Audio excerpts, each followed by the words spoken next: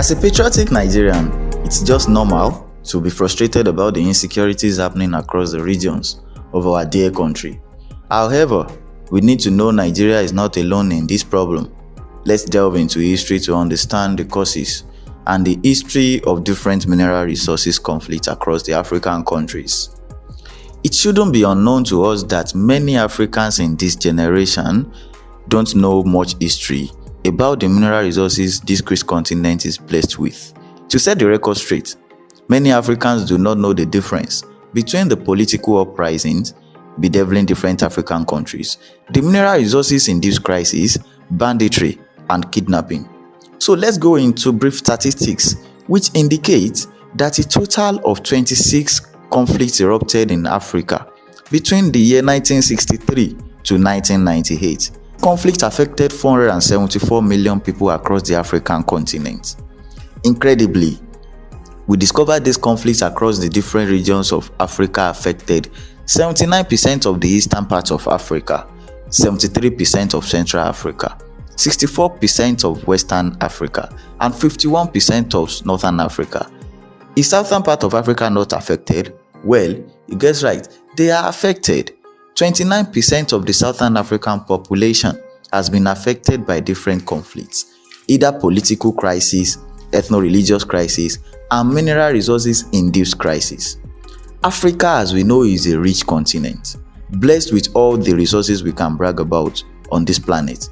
However, these mineral resources are also fundamental cause of various conflicts and insecurity in many parts of the continent. Let's say, for example, countries like the Democratic Republic of Congo, Sierra Leone, Liberia, and Angola are just emerging out of conflicts that were fueled by years of contest over mineral resources. Should we now say mineral resources are blessings or a curse? We can't shy away from the conflicts petroleum-endowed countries such as Sao Tome and Principe, Nigeria and Guinea-Bissau have experienced and are still experiencing due to different contests over mineral resources. We shouldn't say mineral resources is a curse because it is a blessing from God. However, let's shift our focus to our dear country, Nigeria. If we take our time to monitor the cycle of conflicts across the regions of Nigeria, one thing to discover is that these clashes are sometimes as a result of neglect of host communities by some petroleum development companies. The community contesting for a fair and equitable share of the wealth extracted from their community. Many natural resources are deposited across the 6 geopolitical zones of Nigeria. Unlike religion, the major reason why insecurity, especially in the northern parts of Nigeria, seem to be ubiquitous and intractable is because of the illegal mining of the large mineral deposits in states like Zamfara, Plateau, and others. Contrary to the belief of many Nigerians that these conflicts are ethno-religious, it has been discovered that it is rather economically induced crisis. Because there are several money bags with their international accomplices who profit heavily from these illegal mining-induced insecurity challenges. Illegal mining is one of the major reasons we are having insecurity challenges in Nigeria. Using Zamfara and Plateau as a case study, we should pay attention to the many deposits of gold and iron ore that Zamfara is blessed with. And these mineral resources have attracted economic predators who create imaginary cattle rustling and armed banditry crisis so they can continue to fleece the state resources unabated. The economic predators engaging and supporting illegal mining in the northwestern part of Nigeria sponsor the locals to divert attention of the masses and the security agents.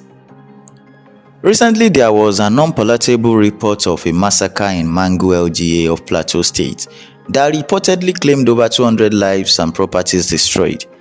There were many pictures of ethno-religious sides of the stories painted in the media to divert attention.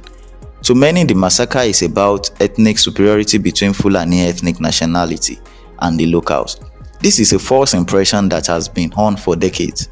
Meanwhile, a closer and discerning look exposed the local government attack is blessed with the deposits of heavy mineral resources like lead, iron ore, silver and gold, to mention just a few. The truth we need to tell ourselves in Africa is a simple one. to solve the problem of insecurity. African governments should reflect, unite and reposition the continent in the global economic order to reap the benefits of their mineral resources. In Africa, specifically Nigeria, there should be an adoption and implementation of policies and programs to address the developmental needs and priorities of the people. Governments across countries in Africa must come up with strategies that will address the resource conflicts in the continent.